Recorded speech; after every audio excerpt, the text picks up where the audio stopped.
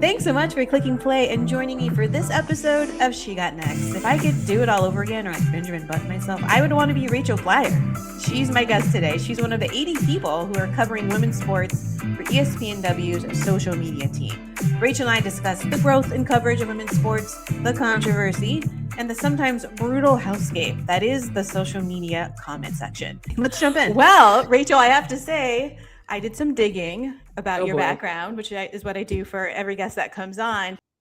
A post that is pinned on your Instagram page. It's from 2024. It's of you like working the rope line a little bit. You eventually get to interview Serena Williams, and your caption just says, "My life is not real." And I'm like, that's how I feel. Looking through your posts, looking through ESPNW, I'm like, this has to be the most amazing yet crazy overscheduled life that you're living. I know you just came out of WNBA All Star weekend a couple of weeks ago, and it seems like you haven't been able to catch your breath. Tell me a little bit about what the pace is like for you, and and when you get called up to cover a particular event. What's that like? I mean, it's always exciting, right? And I'm always, there's always a moment where you're like, wow, this is my life and I get to do really fun things. But there's also sometimes where you're like, wow, this is a grind, like this is really, the pace is really fast paced, especially at a company at ESPN. It's as big as you get in sports, and the expectations of our social team in particular to, we kind of were talking about everything going on at WNBA, like to manage all of these larger issues in real time. It comes with a lot. You have to be really mindful and really smart and decisive either way. But the pace of it, we post probably 400 times a day, right, across all of our platforms. And so the pace of it is very fast.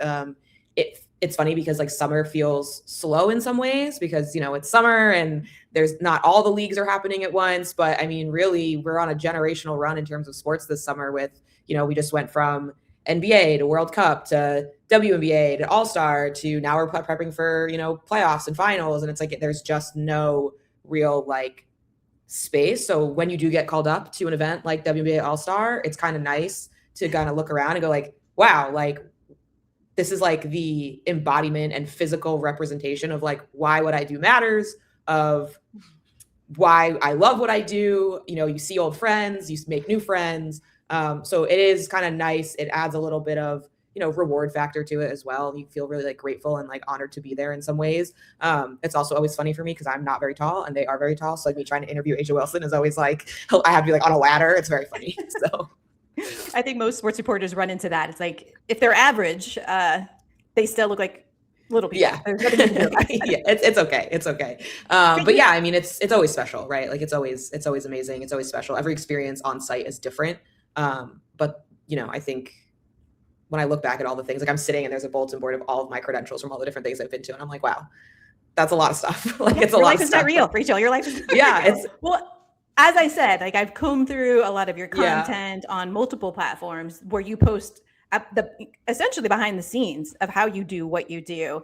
And thinking about what you just said about summer and how like sport, it's 24/7. It's every league, every team. We now have AUSL, you now have the Women's Professional Baseball League, and WSL is going on right now, just like the WNBA. So it's nonstop. It's all the time. And it's so wild to me. I know you've been at ESPNW now for 4 years. Just in that time span, there's been like exponential growth in coverage of women's sports. Tell me about like what it's felt like through the years as it's gotten more and more intense and more demanding. Yeah, I mean, I think, first of all, it's incredible. I think I timed it, God's timing on that one, because I really people are like, wow, you really like timed this perfectly. And I was like, honestly, this wasn't necessarily like, I didn't know, you know what I mean? But right place, right time, blessed all of that. So there's that piece of it. But I mean, it's been incredible to see, just from the ESPN side of it, like, we've been in the business of women's sports for a really long time. Like ESPNW was founded, I think, 16 years ago at this point. It was 14 years ago. So, ESPN was in the business of women's sports long before. It's the 30th season of the WNBA. They were the original broadcast partner for the WNBA as well. So just to kind of see it culminate in this way is really special. Like I remember, not necessarily at ESPN, but even other places I worked, like we would have to fight really hard to get people to buy into covering the women's version of an event, right? Yeah. And now it's like I don't always have to fight that fight. Like it's like we're past kind of like fighting that fight, and now it's more like how are we serving women's sports fans? How are we bringing new people into the fold? How are we, kind of looking at this and saying we need to keep the audience growing, but we also need to serve a larger audience that has very different views and very different expectations and very different just tastes and what they like in terms of and who will tell you, the other thing about the women's sports audience is they are very passionate and they will tell you when they do and don't like things that you post. And so it's been really fun to be a part of like the growth, just to see even in like the way we cover events and what we do at women's sporting events, like has changed really a lot. I think in 2023, I went to my first women's Final Four with ESPN, and we were like picking off players to do social content with, like in a side room with like really not a lot of anything. It was like us and our phones and maybe some mics, and that was it. Come full circle this past season, we worked with an influencer, David Sue, who like poses people. He's like famous on Instagram for posing people, and that was like so well received. The players are walking in being like, oh my god, we know him, and like we're so excited to like interact with that. But then also you see the content, and it's like the expectation for the content that comes out of that media day from social specifically has changed so much because like we changed it. And that's something like I really hang my hat on, is like driving kind of that change in how we approach our biggest events. But yeah, it's been incredible. It's been huge. As an oldie, it's cool. I have seen the evolution, and it's interesting. It's you're on point by talking about like the fact that ESPNW has been around for years, and for hardcore sports fans who were dialed in for all those decades, they knew about that platform. There's like an annual or maybe twice a year they do a huge event where speakers come and women who work in sports and fans of sports work for brands come together and just find community. And so you all have obviously been in it. And when you talked about the fact that there are so many different types of fans now, and that you all have to think about expanding your audience, that was part of the reason why I wanted to connect with you, because I've obviously been following ESPNW for years, and the comment section has changed a lot, right? Like I feel like when people create their social media platforms and they decide who they're going to follow, they take it very personally when you don't post their favorite, or they accuse you of bias, or there's a lot of fighting and bots and what have you. And I want to understand from your perspective, or what you've been told from those who are in a position of power, if you will, what the protocol is for handling that. So it's very interesting because we at ESPN, we are a media company. And so, you think about First Amendment rights, things like that. And like, that's really important to journalism. Right. And so we are not really going to censor comments in the sense it's like, we don't have anybody like on our team going through and like deleting comments we disagree with, things like that, because that is kind of against what, our foundation. It's an open forum for you guys. Like, right. People say what they want to say. Right. And, the bots, are bots. That being said, when it does come to like player safety, like these athletes are people too, right? I'm also a person. So if you are commenting on ESPNW posts and being really, I guess, unkind, just know that I see that. And I also read that. I am very good at like kind of like not letting it bother me, because a lot of the stuff that I think gets posted, I think it's a combination of bots. I think it's a combination of it's very easy to be brave from behind a keyboard or like anonymously. I love the comments that are like defending the admin. Every once in a while, something will pop off and the comment will be like, you guys don't understand, like the admin had to do XYZ thing, like this isn't. And I like those too. And I usually will screenshot them and like send them to my boss and be like, yes, there's one, like, let's go. But we do take player safety seriously. And so we do contract with a third party where if something really gets out of hand, we will flag it to this third party company that we work with and give them like the context of like, hey, this is why these comments are inappropriate. This is the context with which we want you to kind of like moderate the comments. And they don't delete anything. They still like, we still hold that line of like, this is freedom of speech. But what they will do is like use the tools that the platforms give them to like hide comments. It's just a really big job. And so like we're a team, the whole ESPN social media team is a team of like 80-ish people. But when you split that up between shifts and hours of the day and things like that, you're like really looking at a group of like 10 to 15 people on like a packed day, and maybe like 5 to 10 on like a lighter day. So, we don't have all the time in the world to sit there and like sift through comments.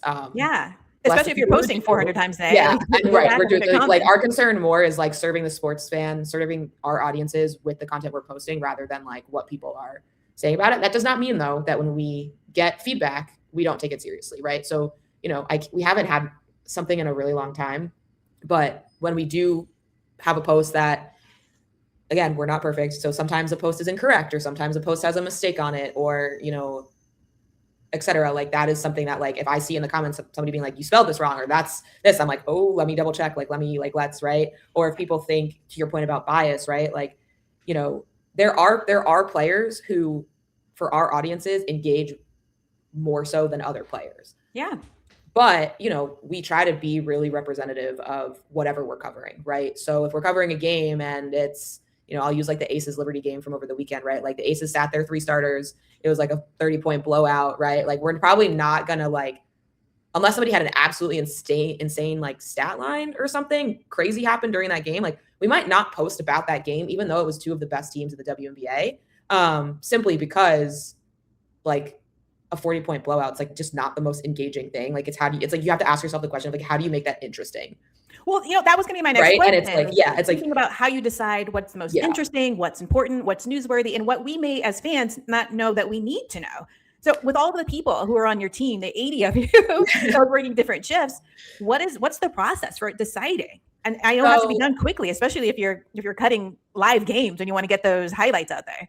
For sure. So it's like a combination, right? Like, I always joke that, like, our job is the internet, right? And our job, like, it's like, when the Barbie movie was a thing, it's like Ken does beach, like Rachel does internet, right? Like, so we are intaking a ton of sources of information, of content, of, also information on the back end, right? Like, we're paying attention to algorithms. What type of content is doing better? Is Instagram rewarding reels or carousels this week? Is this, like, I've noticed on W, at least this summer, there seems to be some, like, high interest in engagements and content around weddings. So if there's anything that I see that might have, like, a sports tie and a wedding, like, women just love weddings, and that's okay. And, like, our audience is 60% women. So last week, 2 weeks ago, I saw we had an article on our ESPN.com, which is always a good resource for us. Like, that's kind of my starting point. So I log on at the start of my shift. I'm like, okay, let me check my email. We have kind of, we call it like a handoff, where we, like, tell each other, like, what happened the night before, what might still be out there, what to look for.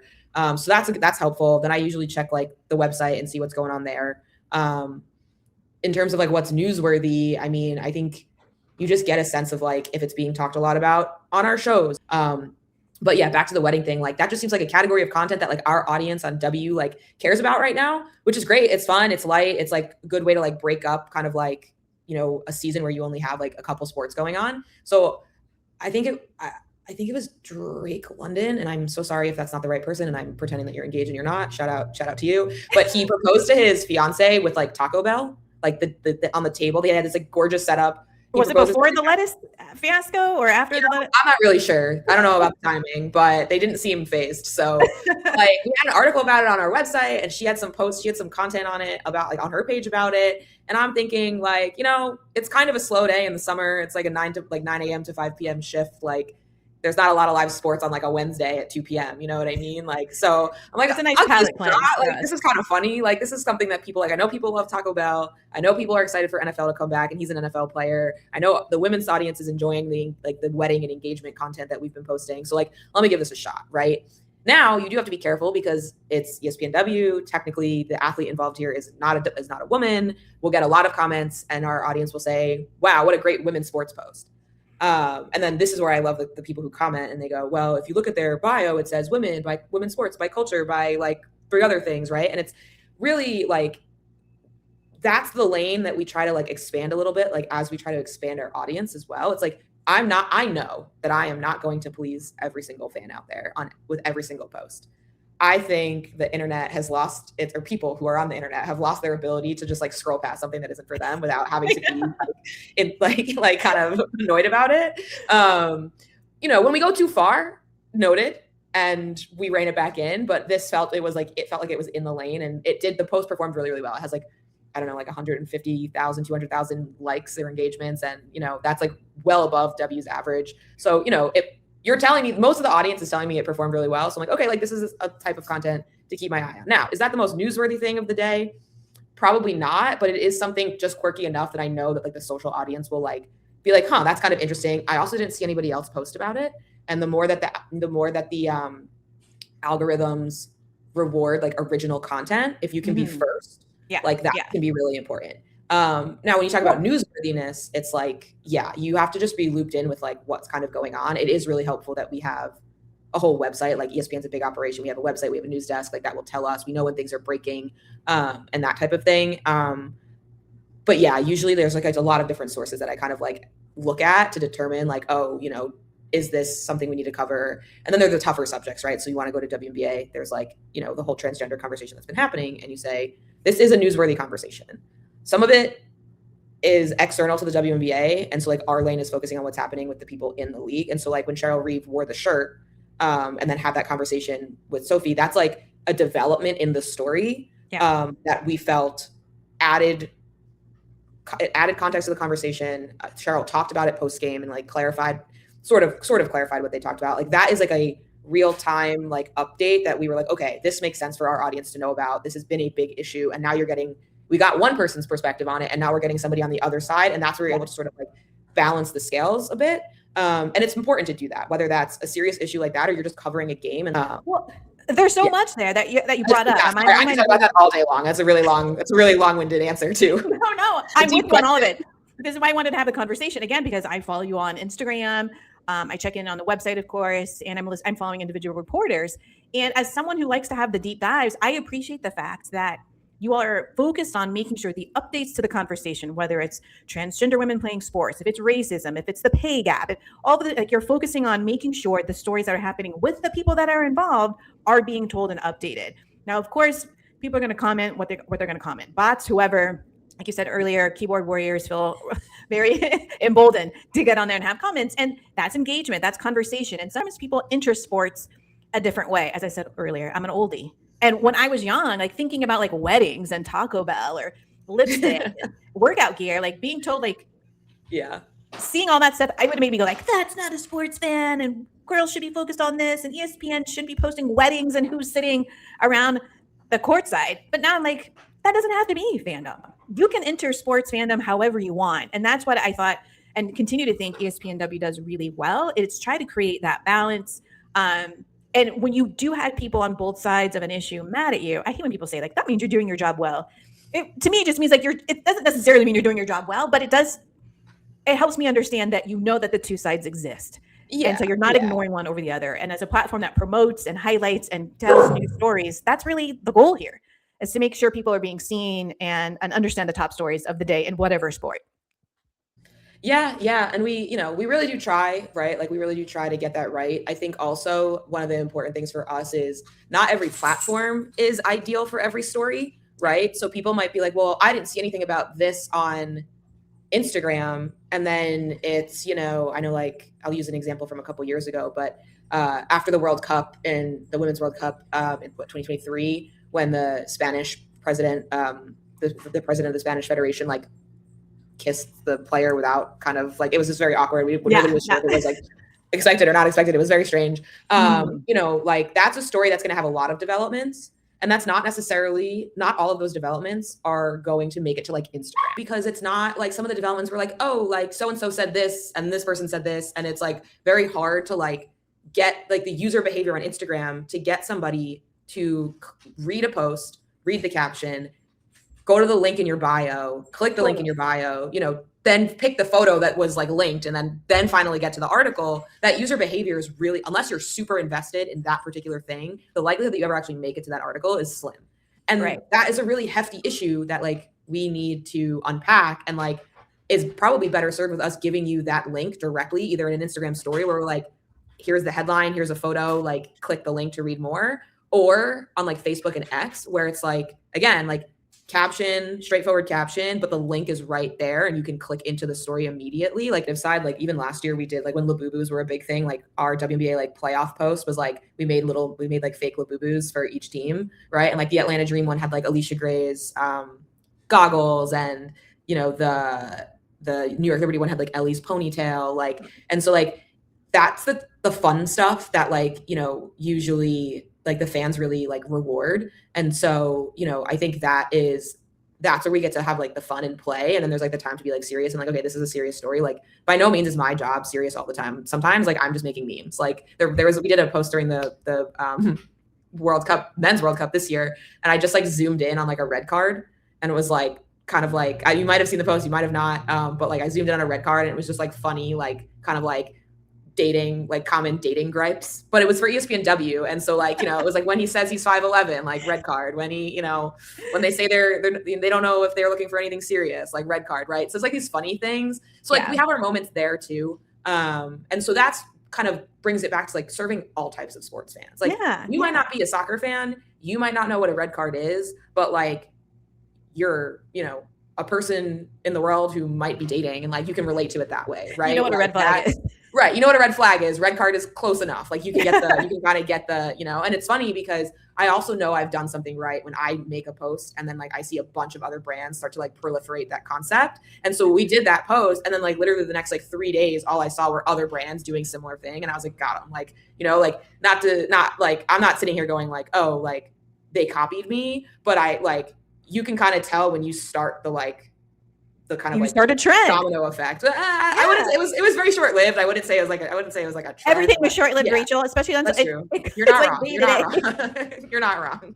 You have to own that win. But yeah, so like you can kind of tell when you do something right that way too. Is like, oh, if you did something creative and then like you see other people kind of like proliferating what you already did. I also love it when people like share it to their stories because that also tells me like you thought that piece of content was like good enough or funny enough or something like resonated with you enough for you to like go and share that. So yeah, that's like, actually I think shares are one of the most important like social metrics that I don't think a lot of people kind of pay attention to. Like the share button is how you can tell if your content is kind of resonating with people. To have people, it's easy to double tap to show up on their feed. Like it's easy to double tap something, but it's a little bit more weighty if you're like, hey, my friends also need to see this, or like, hey, I think this is funny enough to like put in my Insta story. Yeah.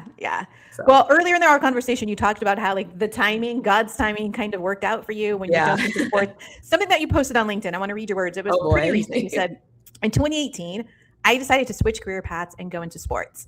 In the split second that I made that decision, I silently set a goal. In 5 years, I want to be working for ESPN. In 2022, I got my dream job covering women's sports for ESPN's social team. And I haven't stopped dreaming since.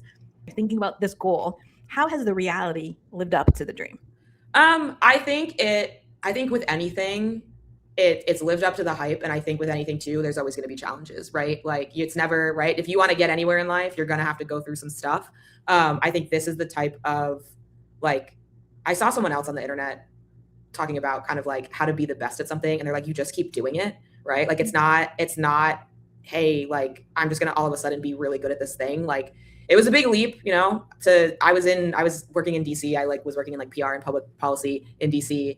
That's kind of how I got that social experience because the company I was at was like, we need someone young who knows how to use Twitter. And I was like, they're like you. I was like, okay, cool.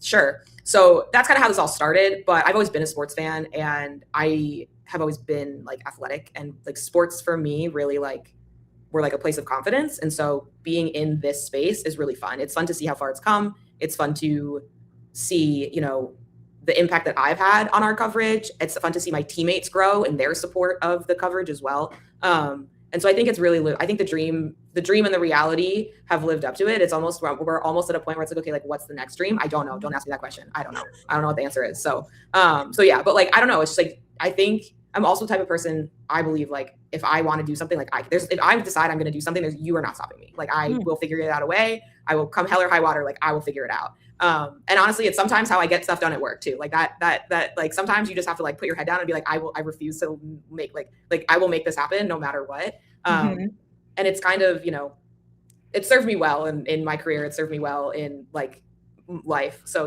I think if anything worth achieving, you're going to have to go through some challenges, but yeah, it's been great. I mean, like I said, I'm looking at, I wish I could turn my computer on and show you, like I'm looking at this bulletin board with all of the credentials from all the cool things I've been at or been a part of, from golf tournaments to Final Four to interviewing. I have my Tribeca Film Festival credential from when I interviewed Serena Williams. Yeah. The saddest part about that interview is that the microphone crapped out on me and didn't work. So there's no audio to the videos that we have, which is so sad, but it was still super cool. So, I mean, there's video of you talking, right, exchanging. Right. Guess what you were talking about. You just can't hear what's being said, but it's fine. We'll get over it. I remember being like so distraught that happened. But yeah, I mean, I think it's, I think it's really cool. And I think it's, figuring out what's next is probably like my next like challenge, but I think also like understanding where I've been has like will help kind of guide that as well. I feel like some of those times, those questions of what's next will come to you. you know, the doors will open. Yeah, the door will just kind of, the thing I should be doing next. Yeah. Even when work is challenging, I think about it and I'm like, how lucky am I to be part of like such a small group of people who get to like do this and like be in sports. Like I always wanted to be a professional athlete. I always wanted to go to the Olympics. I don't think that's going to happen at this point in my life unless I get really good at like a geriatric sport, like archery or something, you know, like something that you curling, can do in your old age. You need a lot of curling, exactly. That's like I'm like I've always joked. I'm like my backup plan is to just become a curler and like just no shade to the curlers. I've never tried. You have an Olympic medal and I don't. Like I know all much respect. Like I just want to get on your level. But yeah, so you know, this is kind of like the next best thing to be a part of. Yeah, to being an athlete, a professional. Well, I have to say. Something that you do, as you mentioned, you have a wall up in front of you that has all of these lanyards and credentials. I've done the same. I have like a visual representation of like where I've been, how I've grown with lanyards and credentials and press pass. Like you can sit in this area and cover this. And those days where it feels like, why did I choose this job? This is so hard. I'm in the trenches, looking up at those lanyards, looking at those press passes. It helps me remember why I got into it and be grateful for where I've been. And I think as an athlete, ex-athlete myself, and I know that you played, you were a rower at Villanova, you played softball, you're into golf, and I know you're lifting very heavy weights over your head for a long time. It was Olympic. So it's called Olympic weightlifting. And whenever I say that to people, they're like, oh, you've been to the Olympics. I'm like, no. It's just the only type of weightlifting that is in the Olympics. I have not been there. No. Well, I've seen the videos and you're stronger than I could ever dream of being. But you've clearly taken that athlete mentality that you've grown up with to the job that you have. You're focused where you are. You're reminding yourself of where you've been, and you're leaving the door open for what the next steps can be. And I think that's the way you need to approach your professional career. Be happy and excited. You're one of very few. Timing worked out really well. And those shares and those likes and comments are just like daily affirmations of like doing it right. Positive comments only, please. Yes. Well, I appreciate all the things that you're doing, responding to my harassing emails and DMs and saying, yes, I'll be on this. You only said 2. It was pretty good. It was pretty easy. Yeah, it's actually pretty quick and easy. I appreciate that. And like I said, I follow ESPNW. I enjoyed the content. I always kind of start off with like, oh, I'm enjoying this. This is something I'm consuming throughout the day, every day. And there's got to be some dope women behind the scenes. Let me go find out. There's a lot of us. There's a lot of you. There's several of us. Yeah. I appreciate you sharing your story with me and my audience. Thank you so much. Amazing. Thank you so much for having me. This was fun. And thank you again for watching this on YouTube, listening on Spotify, following along on Instagram and Blue Sky. Until next time.